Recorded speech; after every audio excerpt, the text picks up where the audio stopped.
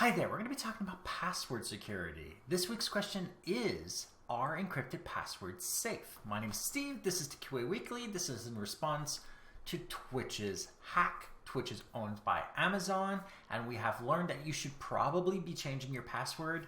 And of course, you're going to have to get your new stream key if you are a streamer, because they have reset everyone's stream key. We're going to be talking about the different types of password security, and we're going to be comparing it to what the norm was over 15 years ago, which was plain text. I want you to understand one thing.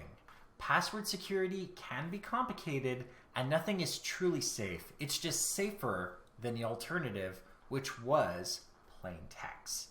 Typically speaking, your password, once encrypted, should be safe. However, because everything is complicated when it comes to password security, and password security does evolve with time, you're going to have to know that what I'm going to tell you today may change in the next few years.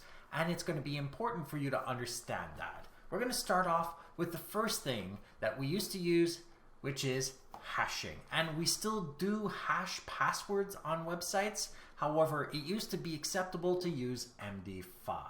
MD5 is a fast hashing algorithm. However, it is easily broken with the use of a rainbow table.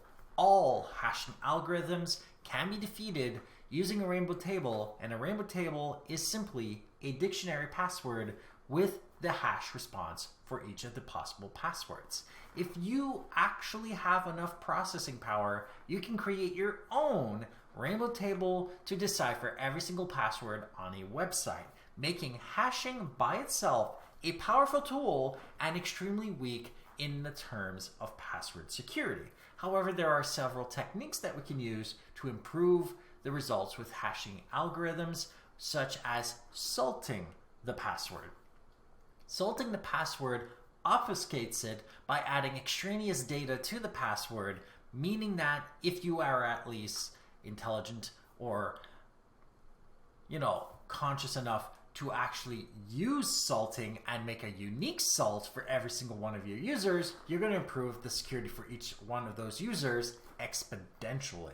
And the longer the salt is, the harder it is for the attacker to figure out what it is. However, that being said, salting the password is not enough. You need to iterate the actual hashing with the salt exponentially, meaning that the more your system is able to handle the iteration of the hash, the better. Because the longer it takes to hash the password and the more times you have gone through it to hash it, the more complicated it's going to be for the attacker.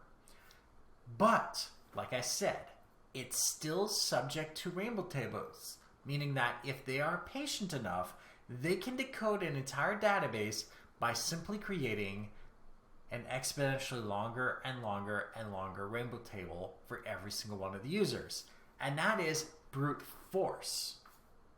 Which brings us to the next thing. You can protect passwords using encryption. Two-way encryption like AES 256. That being said, the encryption keys are the single point of failure that is the most vulnerable. And as we have talked about having unique salts for each of the users, it's a good idea to have unique encryption keys for each of the users as well. Because the more encryption keys are required to decode the entire database, the longer it's going to take an attacker to attack it. And the great benefit is that the longer it takes them to decode the passwords for each of the actual encryption keys, the longer it's going to take them to get to the actual password. So, if you're going to be encrypting an entire database, it is a good idea to use unique keys for each of the users, and it's probably a good idea to have some sort of spin on each of the accounts and have different types of encryption keys for each of the different sets of data. Meaning that if each particular user had multiple keys for their accounts, and we go through the process of hashing, salting, and iterating the hash, we are by far more secure than plain text. But there's nothing to tell us that's what actually happened with Twitch. Because Twitch probably won't tell you how they encrypted and stored the password in a safe manner. Meaning that until they actually do, there is no way to know how their security parameter actually works. But that being said, is an encrypted password safe? The answer is safer. However, this will only hold true until we have quantum processing. When quantum processing becomes a thing, all encryption is vulnerable. All current conventional encryption is going to be vulnerable on every single website.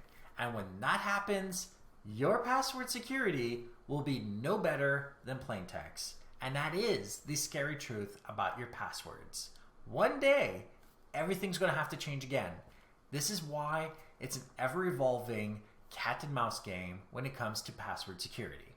And I hope you learned why we should be using a different password for every single website that we use on a daily basis. Like this episode if you like it, dislike it if you didn't, share with those that you think can benefit from this, and do not forget to subscribe. And if you have any questions, comments, suggestions for topics, email me at ask@tqaweekly.com or go to my website, tqaweekly.com, where you can see the show notes on this episode, past others, find other ways of subscribing, and use the contact form to email me directly. And if you want to see me play on Twitch, I usually stream on Friday, Saturday, and Sunday, and I am either going to be playing Watch Dogs Legion or Assassin's Creed Valhalla.